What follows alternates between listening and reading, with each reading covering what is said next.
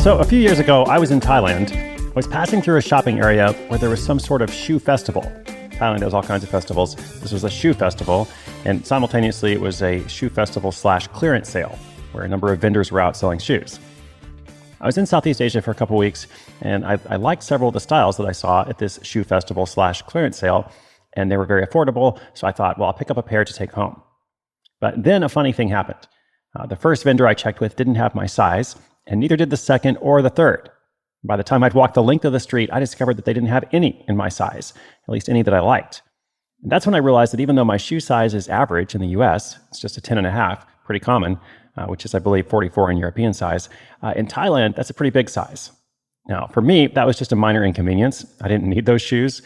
A week later, I was back in the States where I could go into any shoe store. There'd be plenty of options.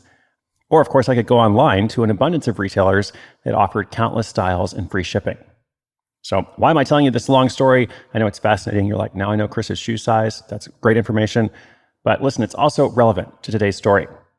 This is Side Hustle School. Every day I'm telling a different story. And for me, as I said, that experience in Thailand was just an inconvenience.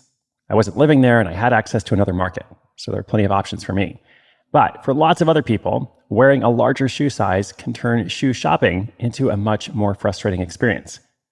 That brings us to the story of a community engagement specialist in New Zealand on a quest to bring high quality and fashionable shoes to women with larger sizes. Now, really interesting story. I liked working on it. We're going to call it New Zealand Shoe Hustle Sizes Up Profits. And that story is coming right up.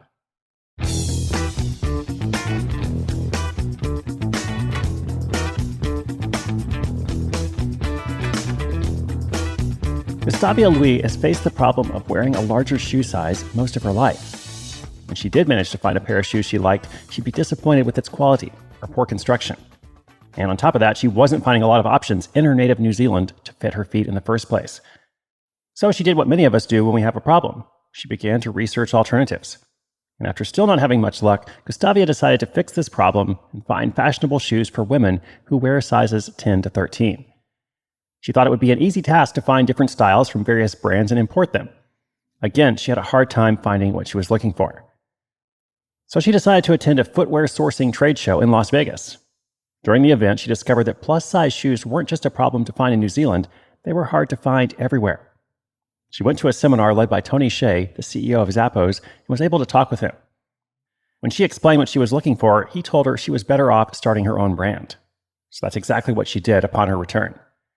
But how does someone start a shoe brand when they know nothing about shoe manufacturing? Well, Gustavia started by registering for a course.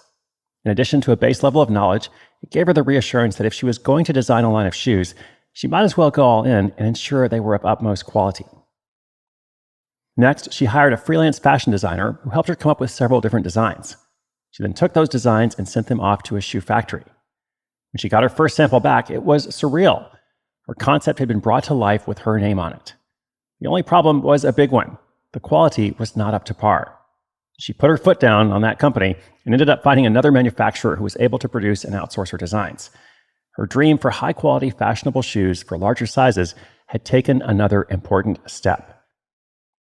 Now, this was not a quick and easy side hustle. The process took Gustavia nearly 5 years to complete. From researching the manufacturing to understanding global shipping and marketing, it's a lot of work. She also had a full-time job and a new baby. While many would have broken a heel during this time, Gustavia was committed to seeing things through. She officially launched Gustavia's Shoes in January 2016, with the goal of becoming a fashion lifesaver for all of Cinderella's stepsisters around the world, who were dreaming of better quality glass slippers that actually fit. And since launching, the shoes have really taken off. Gustavia's averaged around $3,000 a month with no advertising, and then about $10,000 a month once she started running ads. A few months into launch, Gustavia's had a feature in New Zealand's largest new publication. The day that feature ran, she made $15,000 in sales. Since then, the brand has been featured on TV, radio, and blogs, which have helped immensely. And what sets Gustavia's apart from other larger-sized shoes is the unique craftsmanship and high-end quality. Gustavia's has now replaced its initial investment of $15,000 nearly 5 times over. It didn't happen overnight, and it wasn't always a smooth runway. It took patience, dedication, and trial and error. She says money was the biggest struggle she encountered during the process. At one point, she invested thousands of dollars a month in a social media agency. Looking back, she realizes she would have been better off learning to do it herself. Just a quick side note, I've heard that from many people, so don't invest thousands of dollars in a social media agency. My apologies to all the people running social media agencies who are listening to this. Gustavia's advice for anyone wanting to launch a similar hustle is to not take advice from people who have never been where you're wanting to go. They often respond from a place of what they would do rather than a place of experience and knowledge. Thanks to her, many women are able to wear fashionable shoes that accommodate larger sizes. In the near future, Gustavia plans to put her best foot forward and expand sales to the United States.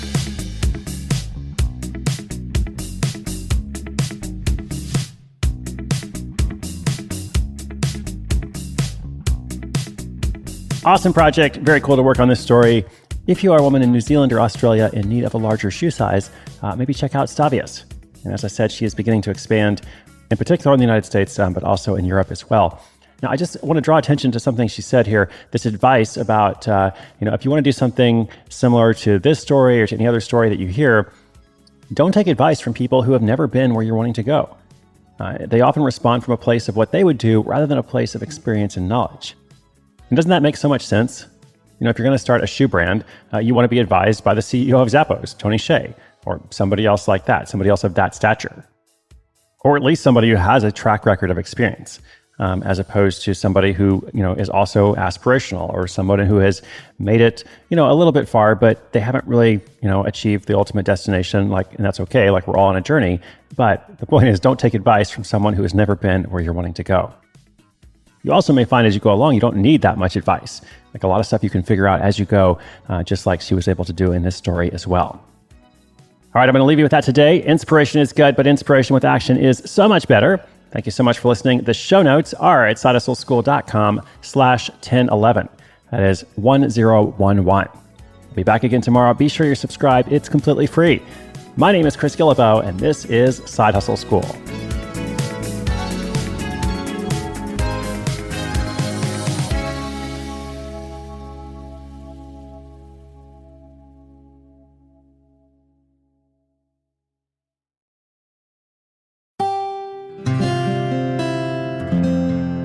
From the Onward Project.